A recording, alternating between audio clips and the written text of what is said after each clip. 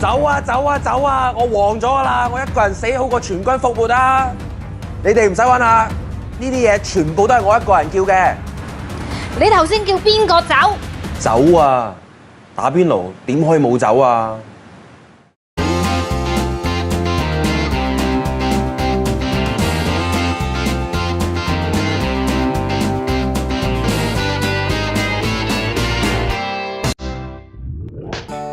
平時有女仔食飯咧，通常係邊一個話事嘅？你會唔會要調查好咗佢嗰啲喜好之後，你先至會帶佢食嘢咧？嗱，做男人咧一定要有膊頭嘅，所以我事前咧一定做晒 research，好似考試貼題咁樣，務求咧一定要知道佢嘅口味係咩，呢期興邊度食同埋邊度就腳。嗱，今次就你發辦啦，你帶師傅食啲咩好嘢先？嗱，嚟得九龍城梗係打邊爐啦。師傅啊，你平時打邊爐咧，其實最中意食啲咩咧？都係海鮮為主嘅，魚啊、蟹啊呢啲我中意嘅。但有冇嘢係唔食㗎你？其實戒咗牛好多年，細個嘅時間已經許諾願就係希望爸爸媽媽身體健康，之後我就即係戒咗牛啦。呢間嘢自己有嚟嘅，啲本地手切肥牛特別正啊！等，師傅好似唔食牛嘅喎。啊，咁啊真係大錯零零食錯牛添。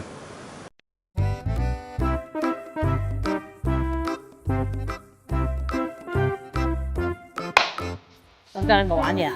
樓下看更都知我唔食牛喎。我唔知乜。因為今日打算牛肉七尾，所有嘢都食牛嘅，就係你自己食嘢啊！係啊，我自己中意食牛啊嘛。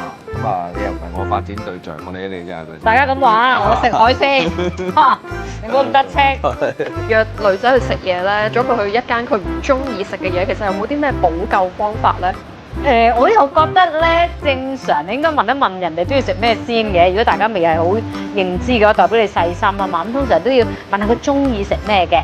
係啦，呢間咧就喺隔離兩條街咧，其實開咗幾年嘅。咁啊幾個月之前搬嚟呢度啊，靚仔啊，而家有2層啦而家。哦。咁啊呢個湯咧就龍蝦湯底啦，咁啊非常之出名，其中一個主打嘅。咁啊呢度食海鮮咧就非常之新鮮嘅。係老闆咧就周圍去呢個買最新鮮嘅當造海鮮。係。咁所以咧，每日都有啲唔同嘅正嘢，亦都可以咧，其實可以預早打電話俾餐廳咧，話咧我想食一啲乜嘢嘅海鮮嘅。咁打邊爐咧，最緊要材料嘅，原材料新鮮嘅話咧，同埋加埋少少特色嘅湯底咧，咁 OK 㗎啦。係。咁佢哋都幾用心做嘅，我睇下，譬如佢哋都有一啲自己製嘅丸啦，一啲餃子啦呢類嘅嘢。不過詳細都係要等老闆介紹下，好嗎？你好啊，玲玲師傅啊，仲係。 Hello 有啲好嘢食啊！嗱，呢個就係我哋嘅招牌湯底，招牌花膠冬瓜龍雞湯啦。哇，好喎呢個，啲女仔好中意嘅，花膠好開心。一定嗌俾女仔食嘅。係啊，佢有冬瓜，咁變咗就唔怕燥，咁你就4季都食得。有時咧夏天炎熱咧，如果你淨係雞咧，啲女仔咧又話上火啊，又話起暗瘡咁樣㗎。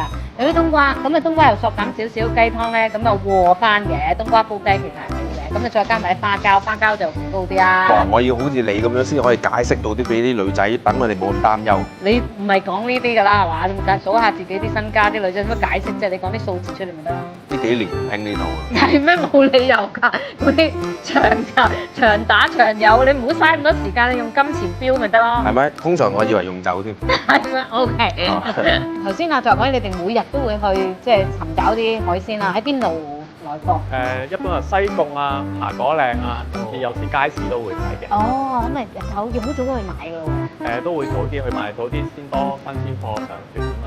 哇，老闆可唔可以介紹下呢盤海鮮有啲咩來頭啊？我哋有4頭嘅南非鮑啦，係今日新翻新鮮嘅月亮貝啦、膏蟹啦、花竹蝦啦，同埋蘇格蘭電子王嘅。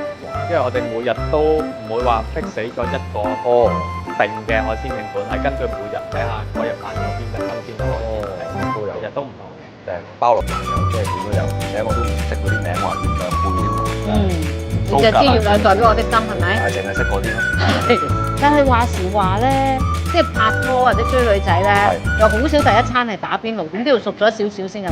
有嗰時有種女仔咧，第一次約佢咧，唔可以單獨約嘅，要係大班人嘅。哦，你要大堆頭，甚至乎鼓勵佢，係啦，揾人 cover up，係啦，甚至乎鼓勵佢帶埋自己 friend 嚟，咁佢就可以放低境界，因為而家有好多香港女仔個境界十幾高，咁尤其我呢艇咧比較似係你知啦，風浪倜儻，佢驚喎。嗱，我贊成你頭先講話有啲女仔咧未必肯單獨出嚟住嘅，一開始要啲朋友掩護一下、推動一下，咁都係好嘅。係咁但係我又覺得打邊爐同埋燒嘢食咧，就最睇到個女仔識唔識照顧人嘅，因為即係同埋有冇耐性嘅。我見過啲女仔咧將所有嘢倒晒落去㗎，真係。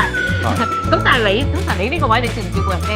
我就都係錄啊啫，我錄俾你食啊嗰啲咁樣。我唔需要一個好照顧我嘅人，我 OK 嘅。大女人即係串嘴嗰啲我 OK 嘅，最緊要都係一隻字啫，靚。靚得 OK， 好膚淺。佢哋成日都話行唔到唔知時運高，唔滾唔知身體好，係咪咧？呢啲表象嚟嘅啫，其實我就其實係一個私底下好居家嘅人，好獨立。我諗你應該醉咗㗎啦，咁你都講得出。係啊。